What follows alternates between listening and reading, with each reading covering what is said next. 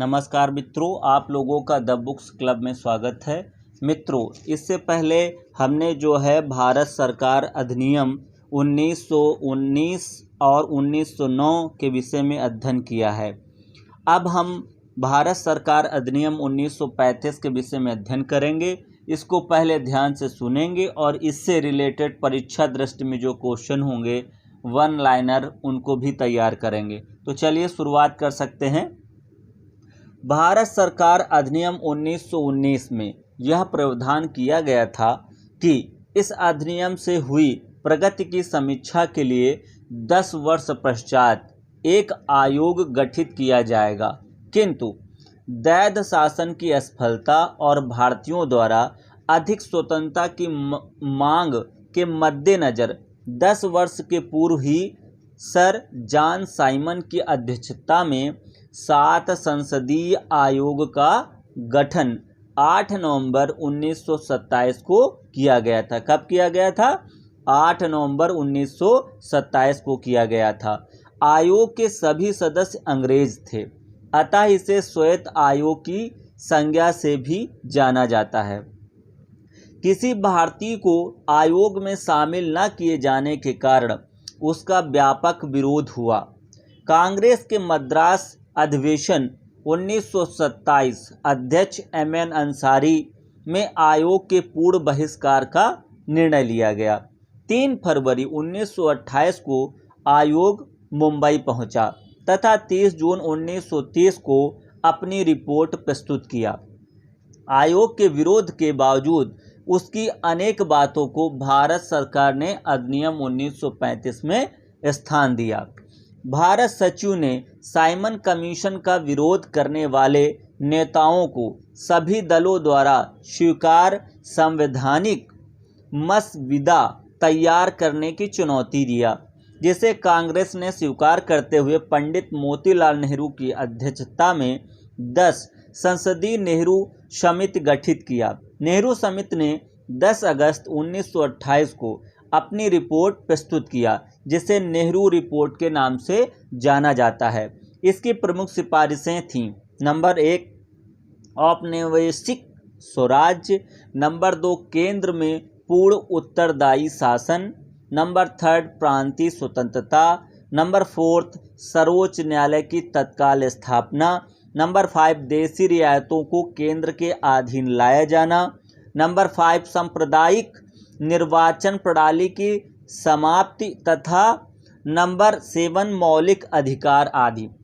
7 प्रकार के थे। नंबर 1 था औपनिवेशिक स्वराज्य, नंबर 2 था केंद्र में पूर्ण उत्तरदायी शासन, नंबर 3 था प्रांतीय स्वतंत्रता, नंबर 4 था सर्वोच्च न्यायालय की तत्काल स्थापना, नंबर 5 था देशी रियायतों को केंद्र के अधीन लिया जाना, नंबर 6 था सांप्रदायिक निर्वाचन प्रणाली की समाप्ति, नंबर 7 था मौलिक अधिकार आदि।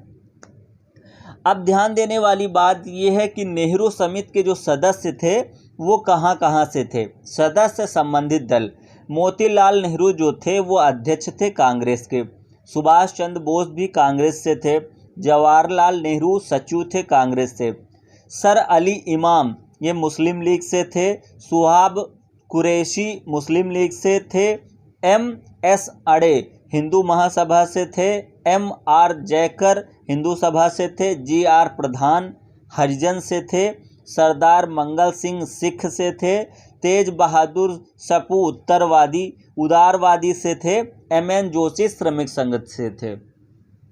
नेहरू रिपोर्ट के विरोध में जिन्ना ने अपनी 14 सूत्री मांग 19 मार्च 1929 को पेश किया।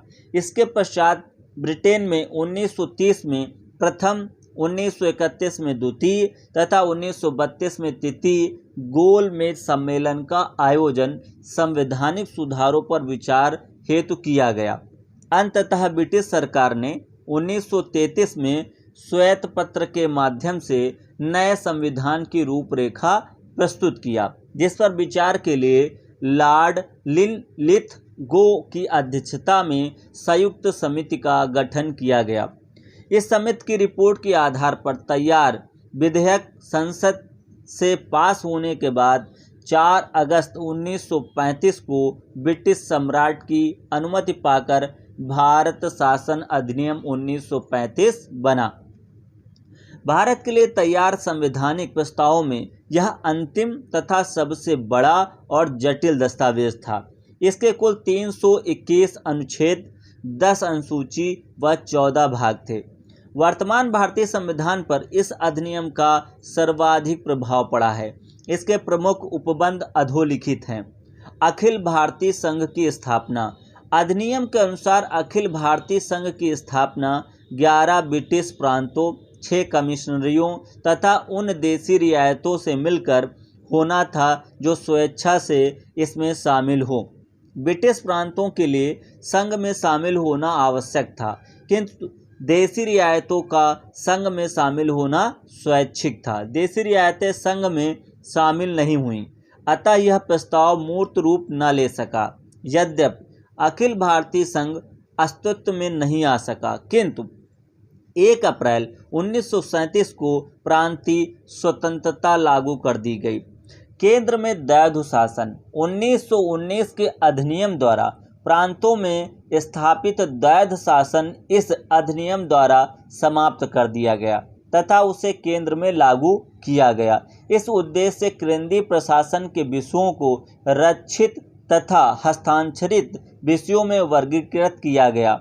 रक्षित विषयों प्रतिरक्षा, विदेशी मामले, धार्मिक विषय व जनजात क्षेत्र आदि का प्रशासन गवर्नर जनरल अपनी परिषद की सहायता से करता था तथा अपने कार्यों के लिए भारत सचिव के माध्यम से ब्रिटिश सरकार के प्रति उत्तरदायी था। हस्तांतरित विषयों का प्रशासन गवर्नर जनरल अपनी मंत्रिपरिषद की सहायता से करता था, जो विधानसभा के प्रति उत्तरदायी थे। इस प्रकार केंद्रीय कार्यकारिणी के 2 भाग थे, गवर्नर जनरल एवं उसकी परिषद तथा गवर्नर जनरल एवं मंत्रिपरिषद। प्रांतीय स्वतंत्रता। प्रांतों में स्वतंत्र शासन की स्थापना। इस अधिनियम की एक महत्वपूर्ण विशेषता थी। विधि निर्माण हेतु वर्गीकृत केंद्रीय और प्रांतीय विषयों में से प्रांतीय विषयों पर विधि बनाने का आंतरिक अधिकार प्रांतों को दिया गया तथा उन पर से केंद्र का नियंत्रण समाप्त कर दिया गया। अब प्रांतों के गवर्नर ब्रिटिश सरकार के प्रतिनिधि के रूप में कार्य करते थे, न कि गवर्नर जनरल के अधीन। नेक्स्ट, संघीय न्यायपालिका की स्थापना। संघीय न्यायालय दिल्ली में स्थित था। इसमें एक मुख्य न्यायाधीश तथा अधिकतम 6 अन्य न्यायाधीश हो सकते थे। उनकी नियुक्ति सम्राट द्वारा की जाती थी।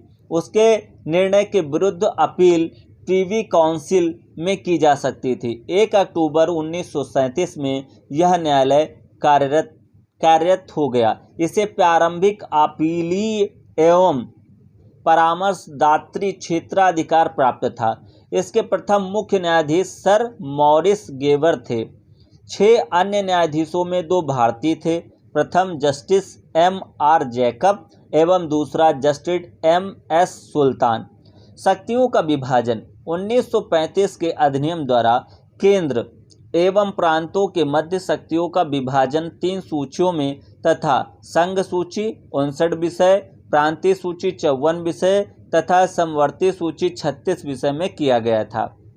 अविशिष्ट विषयों सहित कुछ आपातकालीन अधिकार वायसराय को सौंपा गया था। 11 प्रांतों में विधानसभा का गठन किया गया तथा 6 प्रांतों यथा बिहार, बंगाल, असम, संयुक्त प्रांत, बम्बई एवं मद्रास में 2 द्विसदनीय विधानमंडल की स्थापना की गई। उच्च सदन विधान परिषद एक स्थायी सदन था, निम्न सदन विधानसभा थी। इस अधिनियम द्वारा भारत परिषद का अंत कर दिया गया। 1937 का विधानसभा चुनाव एवं इससे अधिनियम के लागू होने के परिणाम स्वरूप हुआ। 1935 का विधानसभा चुनाव इस अधिनियम के लागू होने के परिणाम स्वरूप हुआ। इस अधिनियम द्वारा 1935 ईस्वी में वर्मा को भारत से अलग कर दिया गया तथा 2 नए प्रांत उड़ीसा एवं सिंध का निर्माण हुआ। 1935 के एक्ट द्वारा प्रांत में स्वशासन और केंद्र में द्वैध शासन की स्थापना की गई। प्रथम बार संपूर्ण भारत के लिए संघ शासन की स्थापना, जिसमें भारतीय नरेशों के राज्य सम्मिलित थे। एक संघीय न्यायालय की स्थापना, द्विसदनीय प्रणाली आदि की स्थापना की गई, परंतु इसमें अनेक दोष थे। वास्तविकता में व्यापकता सभाओं के अधिकार बहुत सीमित थे। इसी प्रकार भारतीय मंत्री गवर्नर जनरल और गवर्नरों के विशेषाधिकारों के कारण अशक्त थे। सांप्रदायिक निर्वाचन प्रणाली पहले की भांति विद्यमान थी। इसके अतिरिक्त इसमें ऐसा कोई प्रबंध न था जिससे गवर्नर भारतीय मंत्रियों की सलाह को मानने के लिए बाध्य होते। इस प्रकार प्रांतीय स्वशासन की स्थापना केवल नाम के लिए थी और एक सीमित क्षेत्र में भी भारतीयों को स्वतंत्र अधिकार नहीं दिए गए थे। कांग्रेस, मुस्लिम लीग, भारतीय नरेशों आदि ने इस व्यवस्था का विरोध किया। इस अधिनियम के बारे में पंडित नेहरू ने कहा था, यह अनेकों ब्रेकों वाली इंजन रहित गाड़ी है तथा जिन्ना ने इसे पूर्णतः सड़ा और मूल रूप से बुरा कहा था। अब इससे रिलेटेड परीक्षा दृष्टि के क्वेश्चन देख लेते हैं।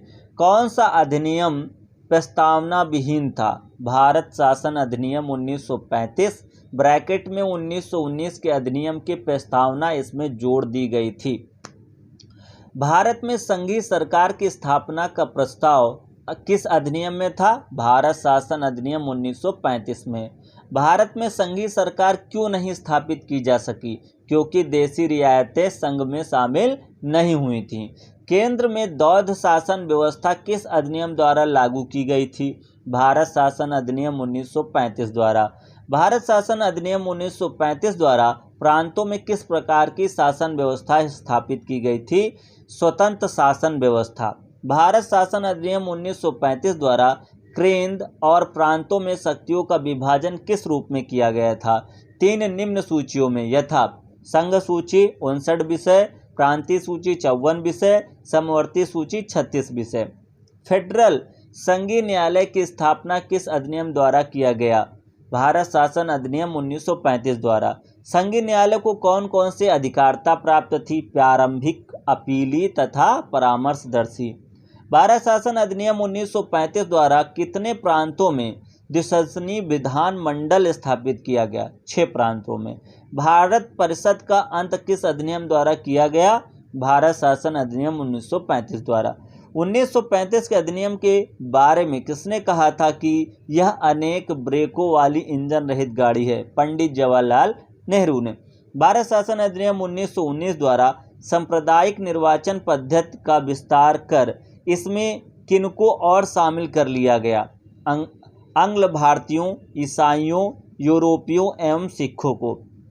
भारत शासन अधिनियम 1935 को गुलामी का अधिकार पत्र किसने कहा? पंडित जवाहरलाल नेहरू ने। मित्रों, ये वीडियो कैसा लगा कमेंट बॉक्स में ज़रूर बताइएगा। अगर अच्छा लगा हो तो लाइक शेयर कमेंट जरूर करिएगा और मैं ऐसे ही वीडियो आप लोगों के लिए बनाता रहूँगा जो आने वाले एग्ज़ाम के लिए आपके लिए बहुत उपयोगी होंगे। बहुत बहुत धन्यवाद।